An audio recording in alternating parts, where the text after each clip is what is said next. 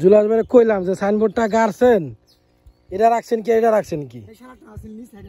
হ্যাঁ আমি কই এটার লেগে তার মামু ডাক দিল, তাহলে কি হলো কামটা? না যেহেতু এসে গাছ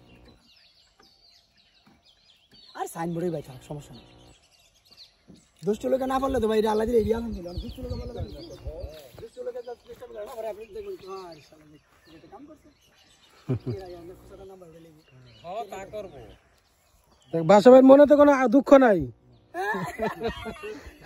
না ভাই, আমারে যেটা বুঝাইছে এর বুঝাটাও ঠিক আছে।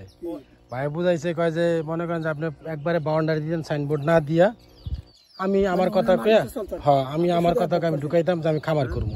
আপনার মারফতে সব চলতো, আপনি গেলে এখনো চলবে, কারণ আপনি ভাইয়ের কাছের লোক বাড়তে শুধু। হ্যাঁ ভাই ওই কথাটা যেটা কইছে ওটাও খারাপ না, কারণ বাইরে আমি এটাই বুঝাইছি। সাহেব বলে কে সাহেব? আমি সাহেব।